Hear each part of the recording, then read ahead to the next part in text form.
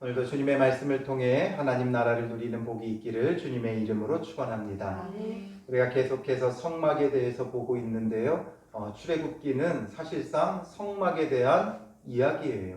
우리는 애굽에서 나오는데 너무 집중을 하지만 사실상 출애굽기의 대부분의 내용은 하나님께서 성막을 어떻게 만들 것인지에 대한 설계도를 말씀하시고 그 다음에 그 설계도대로 이제 이스라엘 백성이 성막을 만드는 것이 이제 출애굽기의 대부분의 내용이 되어지죠. 이런 부분은 사실 쉽지가 않아요. 우리의 문화와 다르고 또 우리가 경험하고 있는 바와 다르기 때문에 글로 되어 있는 것을 이해한다는 것이 결코 쉽지 않아요. 저도 역시 이 부분을 볼 때마다 참 어려워요. 그래서 다시 또 이런 자료들을 살펴봐야 되고 이게 또 어떤 의미인가를 또 살펴봐야 돼요. 그러나 결국 핵심은 뭐냐면 이 성막의 온통 모든 것이 전부 다 예수 그리스도라는 거죠. 하나님께서 이 성막을 통해 이스라엘 백성을 만나 주셨어요. 이처럼 오늘 우리는 예수 그리스도를 통해 하나님을 만날 수 있고 하나님 앞에 나아갈 수 있고 하나님 앞에 나아가 죄 씻음과 구원의 은혜를 누릴 수 있는 것이죠. 그래서 조금 어렵더라도 우리가 계속 말씀을 보면서 예수 그리스도를 통해 누리는 은혜가 얼마나 완전하고 복된 것인가. 구약의 성도들은 이 성막에서 제사를 드리며 하나님을 섬겼지만 이제 예수 그리스도를 통해 하나님의 백성이 되고 예배하며 섬기는 우리가 얼마나 복있고 완전한 자들인가, 완전한 것을 누리는 것인가를 우리가 느껴볼 수 있고 생각해 볼 수 있는 시간이 되어지는 것이죠.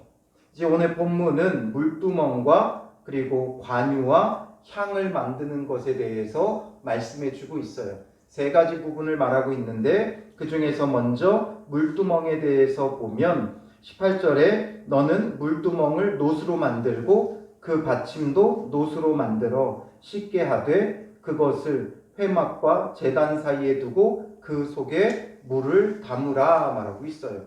즉 이거는 큰 대야를 하나 만들라는 거죠. 그래서 물을 채워놓고 그곳에서 제사장들이 손과 발을 씻을 수 있도록 하신 거예요. 그래서 그림처럼 물론 정확하게 이런 모양은 아니었겠지만 큰 대야를 만들고 이제 원형, 공 형태, 공의 반을 자른 형태이기 때문에 밑에가 둥글어서 그 받침까지도 이제 만들어서 이렇게 놔두고 그곳에 물을 잔뜩 담게 해 놓은 거예요. 근데 굉장히 컸기 때문에 물론 여기 이제 성막에 있는 건 그렇게 크지 않았지만 나중에 성전을 짓고 나서 이 물두멍을 만들었을 때 어떤 표현을 쓰냐면 물두멍 말고 놋바다 이런 표현을 쓰거든요. 굉장히 크게 만들어서 물을 많이 담아놓고 그것으로 해서 계속해서 씻는 거예요. 그래서 성소에서 제사장들이 일하다 보면 이제 그 성막의 뜰이 전부 다 광야에다가 이걸 설치하는 거기 때문에 땅이 전부 다 흙바닥이죠. 그 건조한 지역이에요. 그러니까 흙먼지가 날리고 손이 더러워지고 이렇게 되니까 이것을 씻어야 돼. 그런 어떤 물이 필요했고 또 제사를 집례하다 보면 짐승을 잡아 피로 드리는 제사가 되니까 또 피가 튀기도 하고 이러니까 이런 것들로 인해서 씻을 필요가 있었던 것이죠. 그래서 물두멍을 만드는데 이 물두멍을 어디다 두냐면 성막 안으로 들어가면 먼저 성막 뜰에서 가장 먼저 있는 게 번제단이에요. 그리고 그 번제단 뒤에 이 물두멍이 있고 물두멍을 지나서 성소가 있는 거예요. 그러니까 이 성소에 들어가기 전에 번제단에서 제물을 잡고 그곳에서 손을 씻고 그리고 성소로 들어가고 또 번제를 드리지는 않았지만 성소 안에 향을 피운다거나 아니면 등불을 켜기 위해 들어갈 때 또 진설병을 진설하기 위해 들어갈 때 이럴 때 이제 물두멍에서 먼저 씻고 성소 안으로 들어갈 수 있도록 한 것이죠.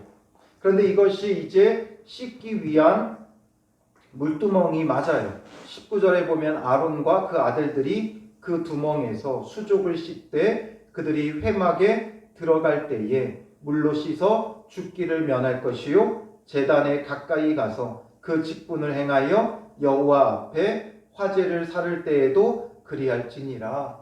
물로 씻어서 항상 정결하게 해야 된다는 거예요.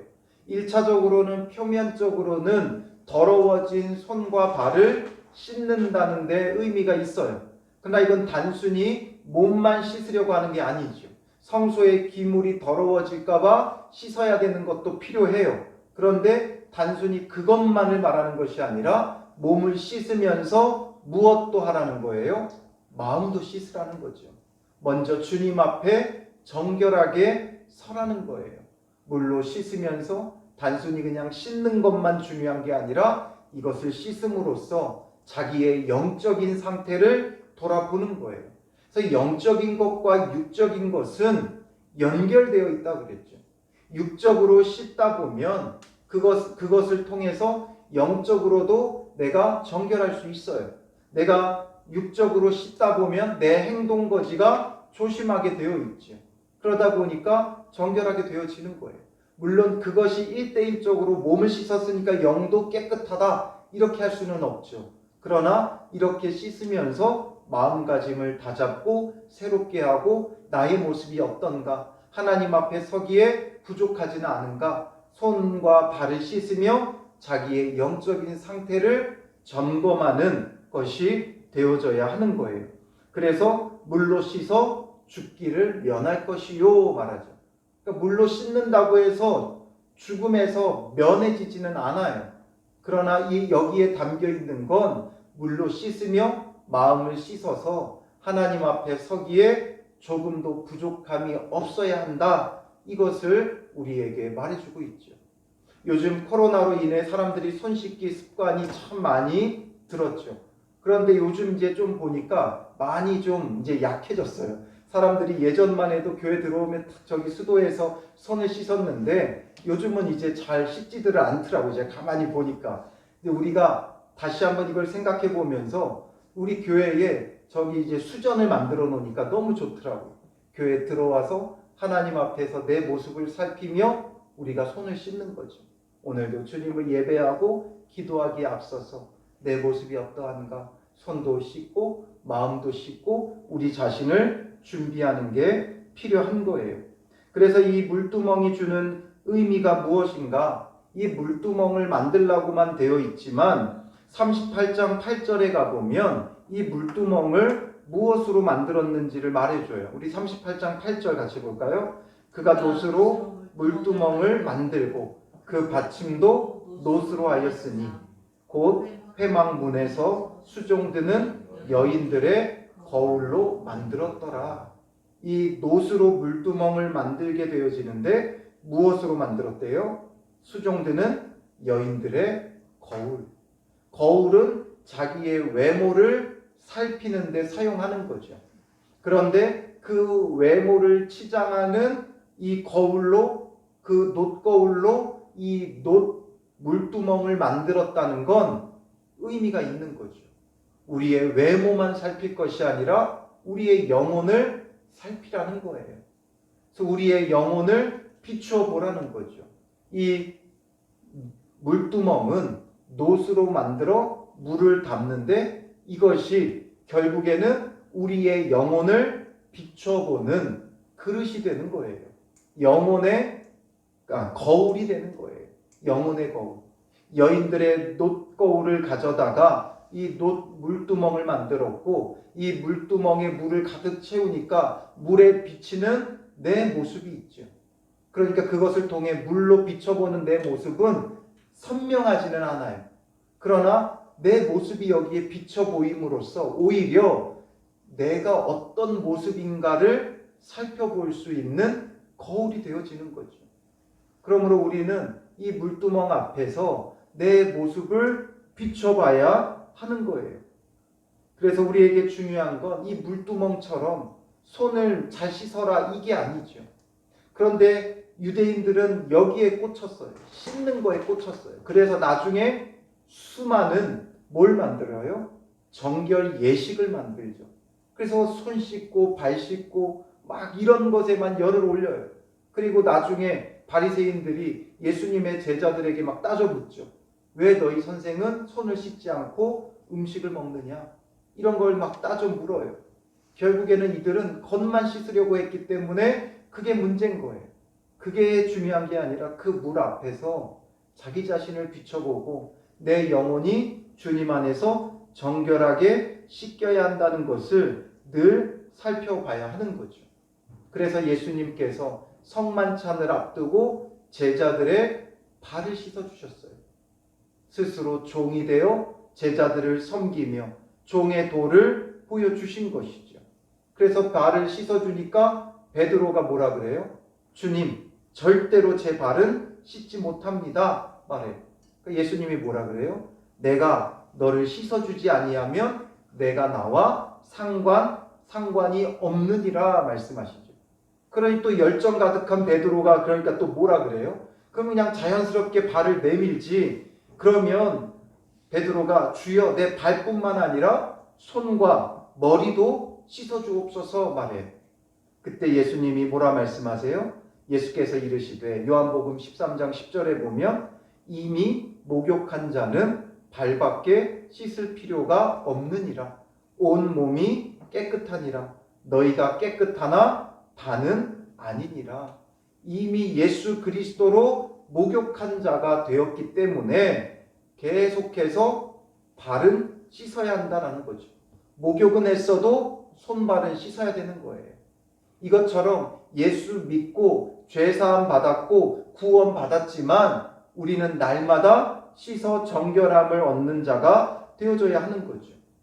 그래서 요한복음 15장 3절에 보면 예수님께서 내가 일러준 말로 이미 깨끗하여졌으니, 예수님께서 일러준 말이 뭐예요? 주의 말씀이고 복음이죠. 그 복음을 받아들이고 믿을 때 우리는 이미 깨끗하여진 거예요. 깨끗하여졌다고 해서 끝난 게 아니라 이 깨끗해짐은 예수 믿고 구원받는 것은, 예수 믿고 죄사함 받고 구원받는 것은 우리가 목욕하는 것과 같고, 물두멍 앞에서 계속해서 제사장들이 수시로 씻어야 했던 것처럼 우리도 계속해서 우리의 손발을 살펴야 돼요. 내 손이 주님 앞에서 범죄하지 않는지, 내 발이 더러운 것으로 다니지 않았는지. 그 제사장들을 위임할 때 어디에 피를 발랐어요? 오른쪽 깃뿌리와 오른쪽 엄지손가락, 오른쪽 엄지발가락, 손과 발을 하죠. 그러니까 귀로 헛된 것에 듣고 헛된 것에 사로잡혀서 헛된 일을 행하고 헛된 곳을 돌아다녔던 그 모습에서 완전히 구분되고 구별된 거룩함으로 살겠다, 이것을 다짐하는 거죠. 그러니 오늘 우리에게도 이미 주님의 말씀으로 우리는 구원받았고 거룩한 백성이 되었지만 우리의 손발을 늘 살펴야 되는 거예요. 물두멍 앞에서 자기 자신을 살피듯이 이제 우리는 주님의 말씀 앞에 서서 우리가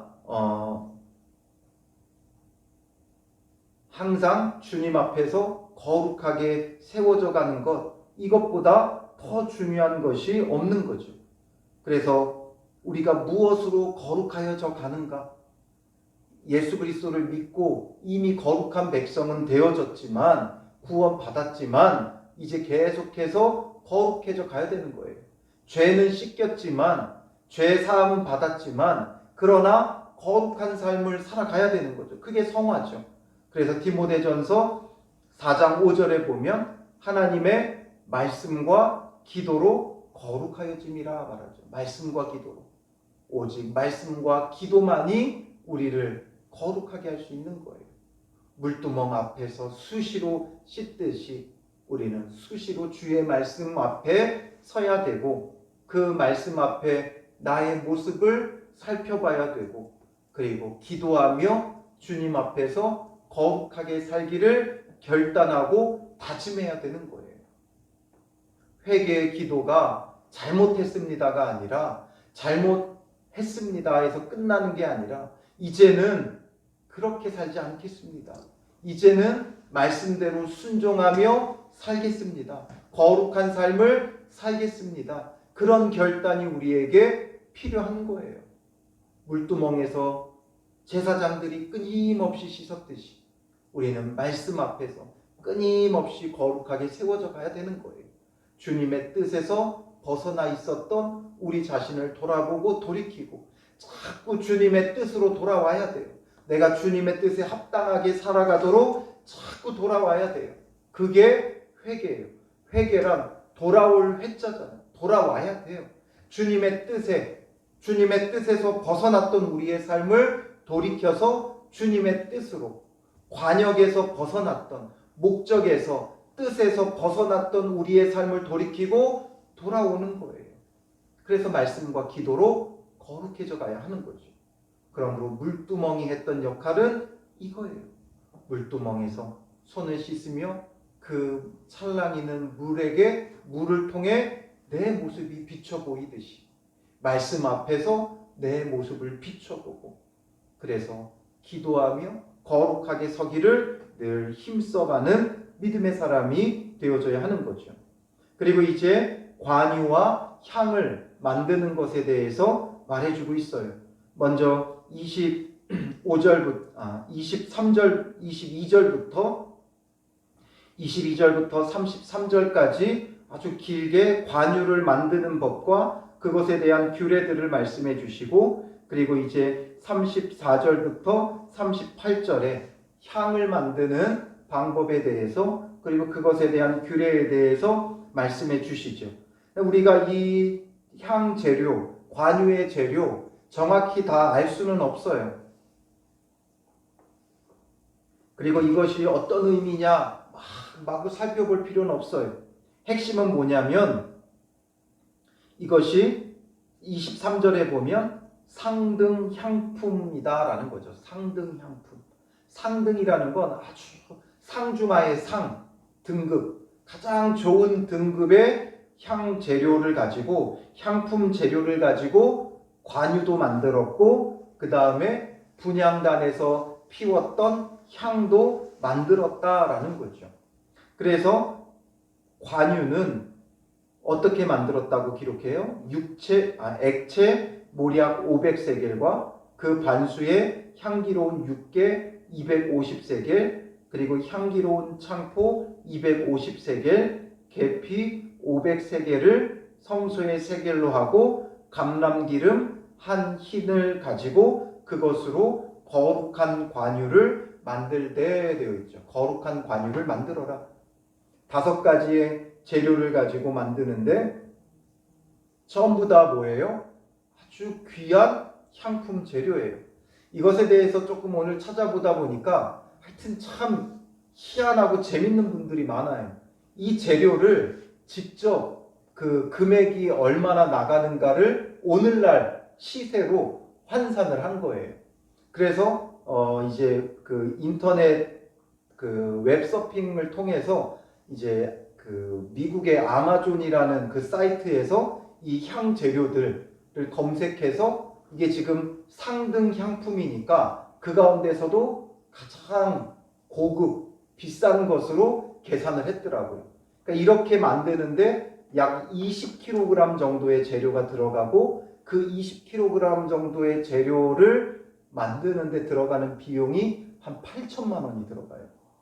그러니까 물론 지금과 그때의 시세를 어떻게 비교해 볼 수는 없지만 지금 만들었을 때 한 8천만 원 정도가 들어간대요.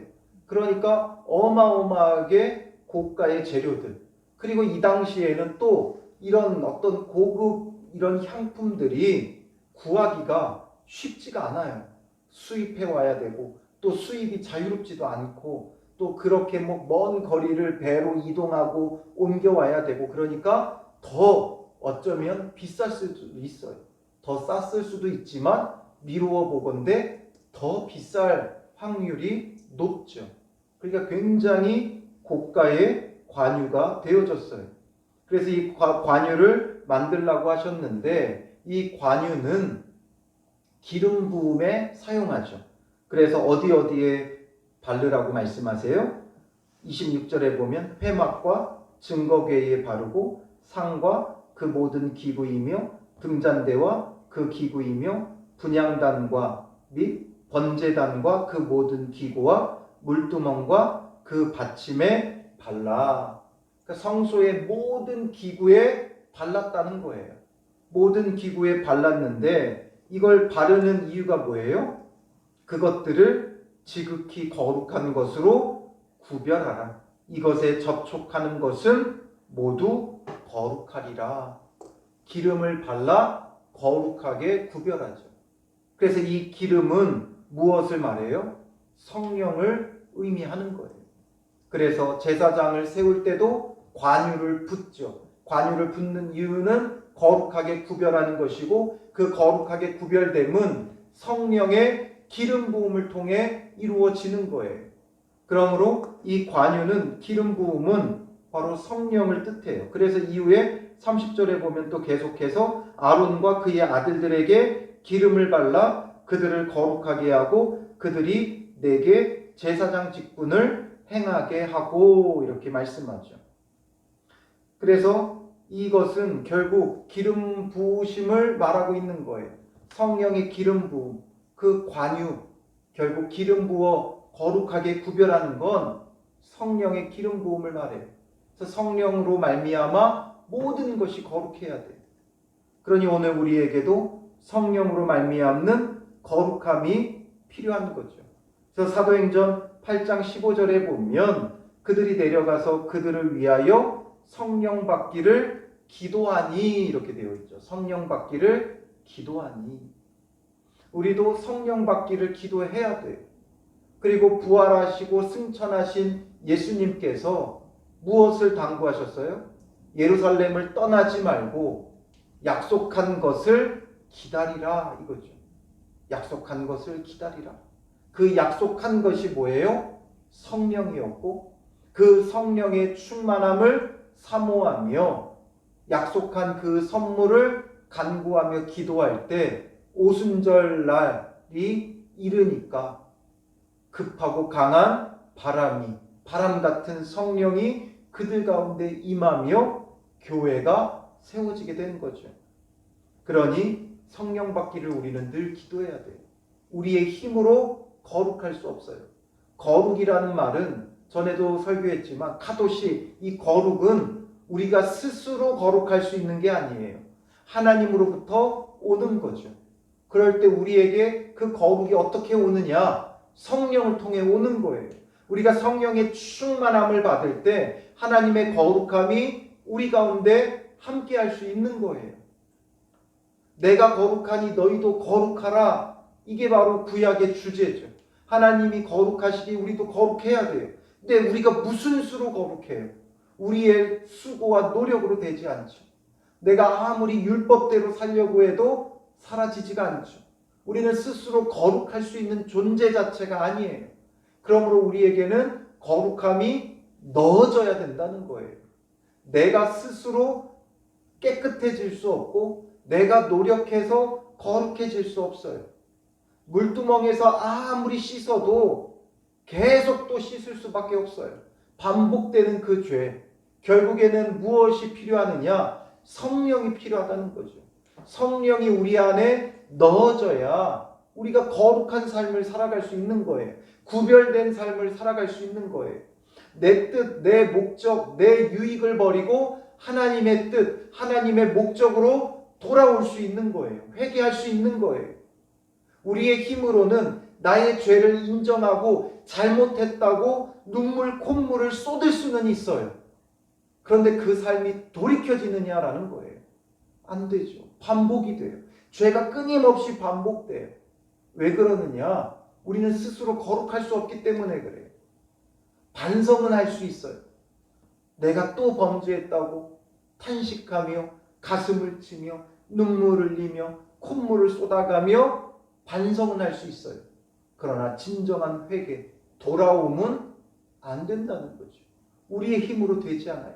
이를 악물고 바늘로 허벅지를 찔러가며 아무리 인내하고 참고 견디려 해도 우리의 힘으로는 우리가 거룩할 수 없는 존재예요.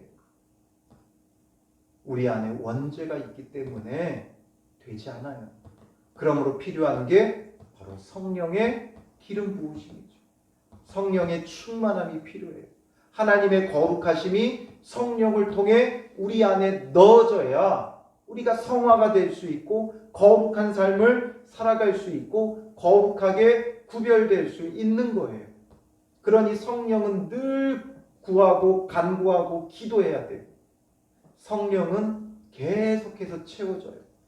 성령의 충만함이란 우리의 그냥 그릇에 물 가득 담고 끝이 아니에요. 충만함 위에 더 충만함이 있고 그 충만함 위에 또 충만함이 있어요. 논리적으로는 이해가 되지 않죠.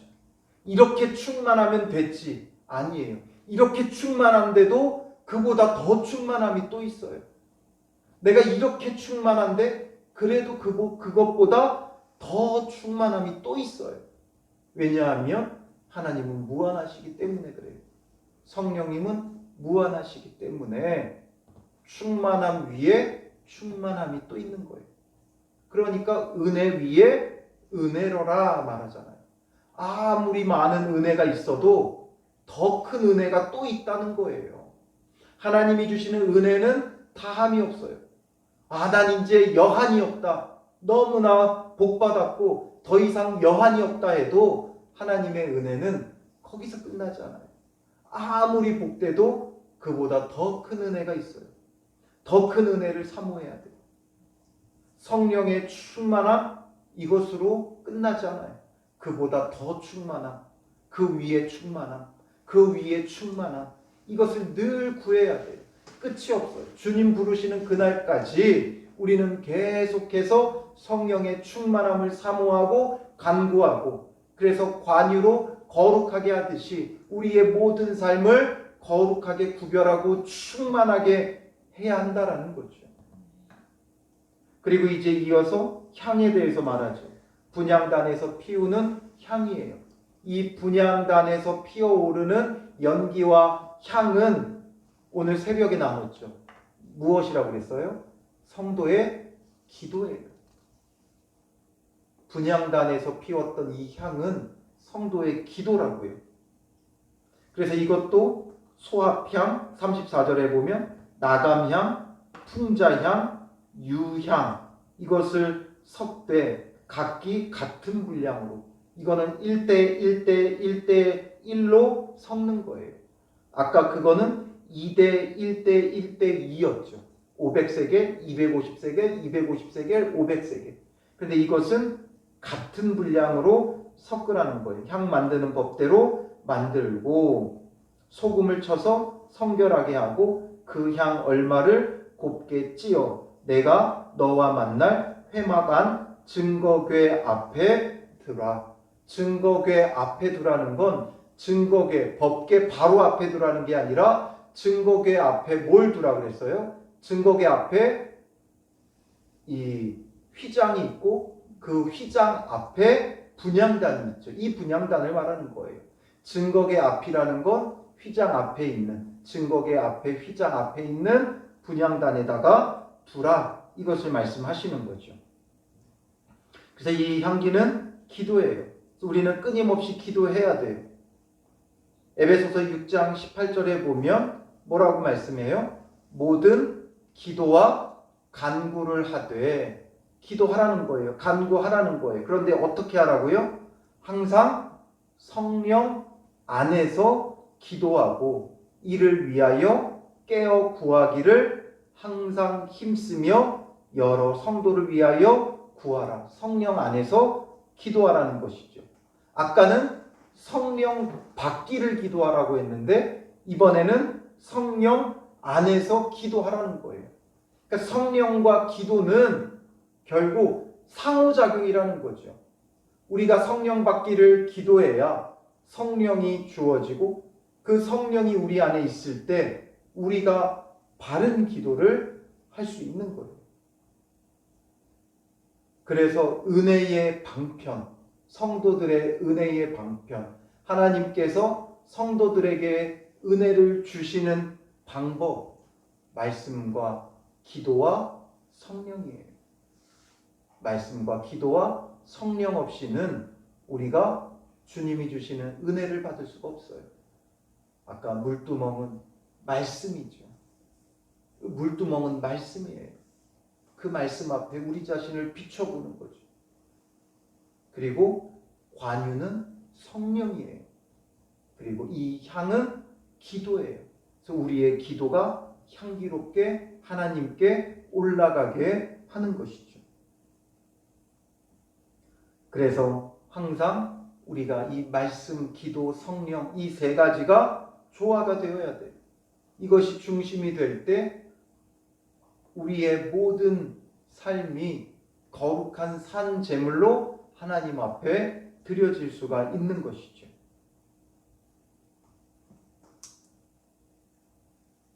그런데 여기에서 조심해야 될 것이 있죠. 이렇게 하는데 이것을 다른 데다 쓰면 안 돼요. 절대 다른 데다 쓰면 안 돼요. 이런 방식으로 하나님 앞에 드렸던 관유니까 얼마나 좋은 거예요. 그러니까 나도 좀 한번 써보자. 그러면 안 된다는 거죠. 31절에 보면 이것은 너희 대대로 거룩한 관유니 말씀하시면서 32절에 사람의 몸에 붙지 말며 이 방법대로 이와 같은 것을 만들지 말라. 사람이 임의적으로 자기 마음대로 사용하면 안 되고 만들지도 말라는 거예요. 만들지도 말아라. 이는 거룩하니 너희는 거룩히 여기라. 정말 거룩한 것. 결국에는 이렇게 만들지 말라. 이것은 성령인데 이걸 만들지 말라는 것은 성령의 역사를 오용하면 안 된다는 거예요. 성령의 역사를 오용하는 경우가 있죠. 정말 하나님께서 주시는 성령의 역사, 성령의 기름 부으심이 있는데 이것을 임의대로 사용하는 사람들이 있어요. 그래서 성령을 모방하고 흉내내고 이상한 데다가 사용하는 경우가 있죠. 성령을 통해 치유의 역사도 나타날 수 있고 예언의 역사도 있을 수 있어요. 여러 은사자들이 있을 수 있어요. 그러나 이것을 오용하는 사람들이 있죠. 정말 하나님이 주신 것 외에 자기들 임의대로 하는 사람들이 있어요. 자기 어떤 권위를 내세우기 위해, 자기의 이권을 차지하기 위해. 그래서 한참 유행했던 게 뭐예요? 사람들 넘어뜨린 거죠. 임파테이션, 성령의 임재라고 하면서 넘어뜨리는 거예요. 그게 정말 말씀과 기도 가운데 손을 얹으면 넘어지는 그런 일들도 있어요. 그렇게 되어져야지 이걸 세미나하고 배운다는 게 말이 돼요? 그걸 세미나를 한대요. 물론 제가 안 가봐서 뭐라고 말할 수는 없어요. 뭘 가르쳤는지, 어떻게 가르쳤는지 저는 모르죠. 물론 정말 거기에서 정말 성령의 충만함과 이것을 위해 끊임없이 말씀과 기도와 성령으로 훈련하는 곳이라면 가능하죠. 그런데 그렇게 넘어뜨리는 것을 훈련시킨다는 건 그건 다 흉내내는 것이고 사람이 만들어낸 관인 거예요. 그러니 그게 마치 붐처럼 일어나고 그런 세미나를 다니고 그런 것을 통해 성도들을 다 자꾸 잡아뜨리고, 그러니까 제가 아는 친한 목사님 그러더라고요. 장난기가 많으니까 왜 그렇게 성도들을 넘어뜨리냐고, 우리는 잡아 일으킨다고 막 얘기하시더라고요. 근데 뭐 자꾸 이렇게 넘어뜨리고, 물론 정말 그런 역사들이 있어요. 저는 절대 부인하지 않아요. 정말 손만 얹어도 그 성령의 강한 역사 가운데 넘어갈 수 있고 또 방언도 터질 수 있고 환상을 볼 수도 있고 여러 가지 정말 제한할 수 없죠, 성령은. 그런데 이것을 세미나로 배운다. 이건 좀 문제가 있는 거죠. 그리고 은사자들, 뭔가 치유기도 한다는 사람들. 치유가 목적이 되면 안 되죠. 치유하기 위해 우리를 그리스도인으로 부르신 게 아니잖아요. 복음이 전해지는데 필요하다면 치유의 역사도 일어날 수 있죠. 예수님도 병든 자를 고치셨잖아요. 그런데 그게 주 사역이 되어 있다면 뭔가 문제가 있는 거죠. 사역을 하다 보면 필요하면 병 고침의 은사도 있는 거예요. 그런데 이것을 흉내내는 것, 결국에는 이 기름을 사람 몸에 바르고 자기가 임의대로 이와 같은 것을 만드는 것과 똑같은 거죠. 그러니까 우리가 임의대로 이런 것을 하면 안 돼요. 그저 성령을 구해야 되고 기도해야 되고 말씀과 기도 가운데 성령의 충만함을 간구해야 되죠. 그러나 이것을 내가 사용하는 건 아니에요. 하나님이 주실 때 그 성령으로 인해 내가 충만함을 누리지만 이걸 내가 이용해 먹고 사용하는 건 아니라는 거죠. 성령이 일하시는 건 어쩔 수 없죠. 성령이 나를 통해 일하셔야지 내가 성령을 나를 위해 일하게 할 수는 없다는 거예요. 내가 원하는 목적대로 성령을 이용하면 안 된다는 거죠. 나는 통로가 되고 도구가 될 수 있어요. 성령이 나를 사용해야지 내가 성령을 사용하면 안 되는 거죠. 그 다음에 향도 마찬가지예요. 소금을 쳐서 성결하게 해라. 기도는 거룩해야 돼요. 구별돼야 돼요. 내 이익을 위한 게 아니에요. 소금은 부패를 방지하죠. 그러니 우리의 기도가 오염되면 안 돼요. 오염된 기도가 뭐예요? 나의 이익을 위한 기도죠. 철저히 내가 원하는 기도 제목이에요. 내가 원하는 게 아니라 주님이 원하시는 것을 구할 수 있어야 돼요. 그래서 이 향도 역시 37절에 보면 너희를 위하여는 그 방법대로 만들지 말라. 너희를 위해서는 만들지 말아라 라는 거죠. 하나님 앞에 올려드리기 위해 만들어야지 너희 자신, 너희의 이익을 위해 구하지 말라는 거죠. 냄새를 맡으려고 이 같은 것을 만드는 모든 자는 그 백성 중에서 끊어지리라. 자기가 맡기 위해 이 향이 얼마나 향기로웠으면 이 방법대로 만들면 이 향기가 얼마나 향기로웠으면 이것을 맡으려고 자기가 만들지는 말라는 거죠. 하나님 앞에 향기롭게 올려드려야지 내가 맡을 것은 아니라는 거예요. 내 이익, 내 목적을 위해 기도하지 말라는 거죠. 예수님께서 기도에 대해서 가르쳐 주시면서 말씀하셨죠.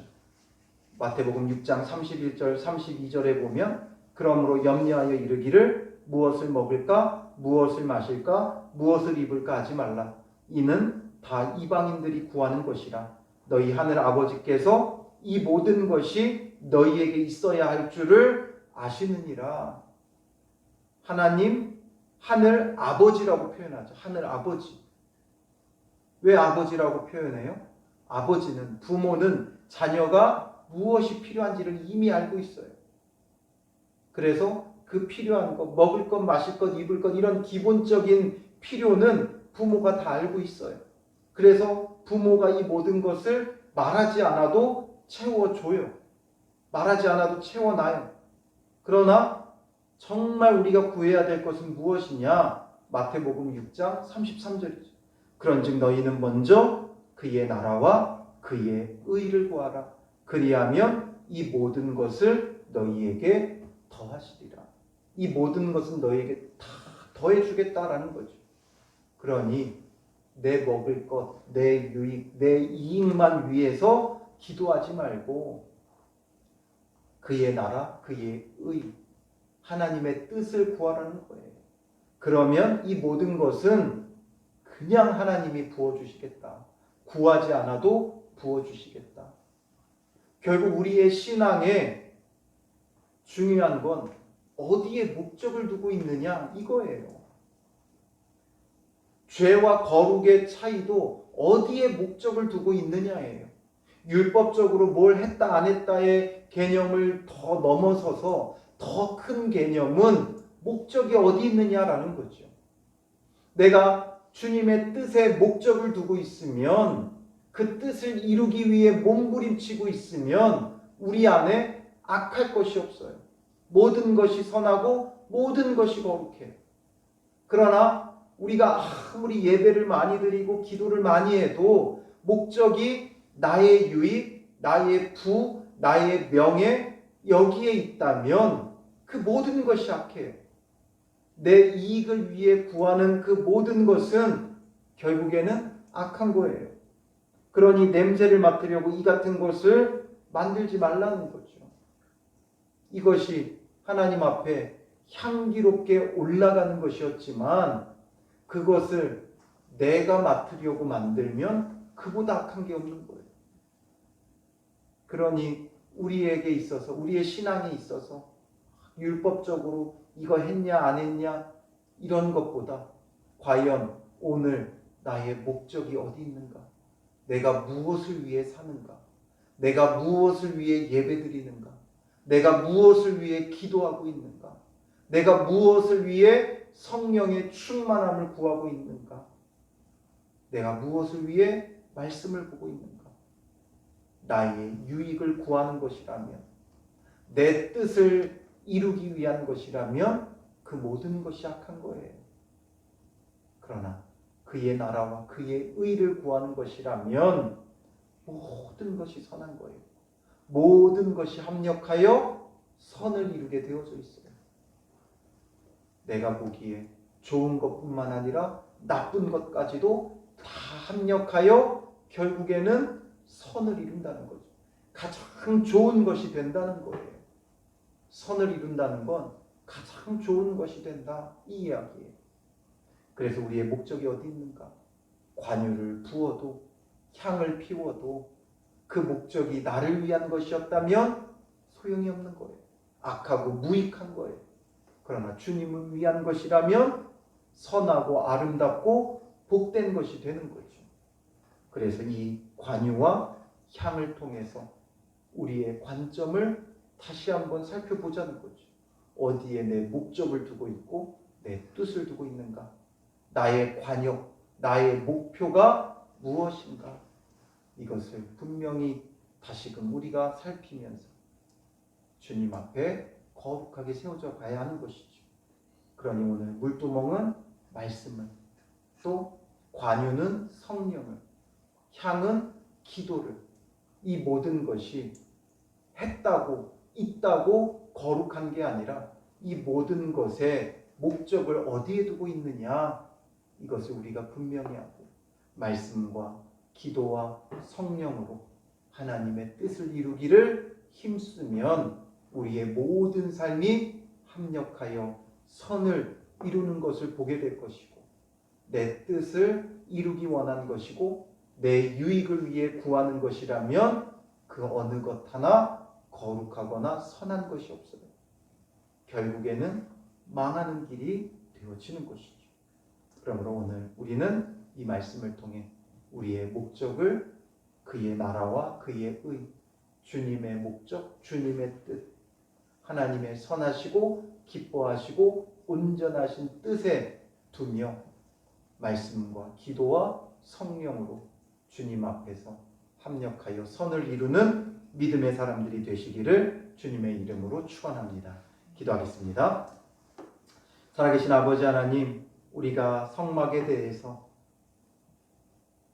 세세하게 다 알 수는 없지만 분명한 것은 예수 그리스도를 우리에게 보여주고 계시오니 우리가 이것을 통해 예수 그리스도를 만나는 자 되게 하시고 모든 성경이 예수 그리스도에 대한 것임을 깨닫고 주님을 더욱 분명히 알고 더욱 분명히 믿는 믿음의 사람들 되게 하옵소서.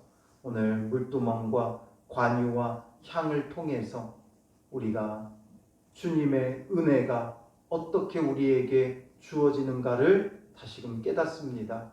말씀과 기도와 성령 외에는 없사오니 우리가 오직 말씀과 기도와 성령의 충만함을 구하며 주님 앞에서 거룩하게 세워져가는 믿음의 사람들 되게 하옵소서.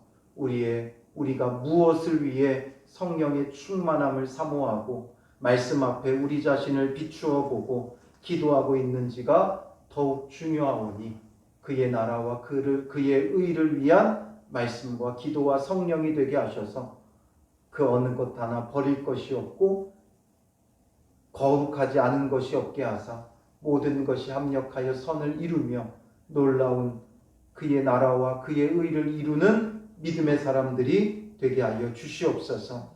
우리로 하여금 오직 주의 뜻을 구하는 믿음의 사람들 되어 우리가 성령의 충만함을 간구할 때 그 충만함 위에 더 충만함이 늘 채워지게 하시고 끝이 없는 한이 없는 그 충만함 속에서 주 앞에 세워지게 하시고 끊임없이 성령 안에서 기도하며 말씀 볼 때 진리의 말씀 앞에 순종하는 거룩함이 우리 가운데 드러날 수 있도록 인도하옵소서.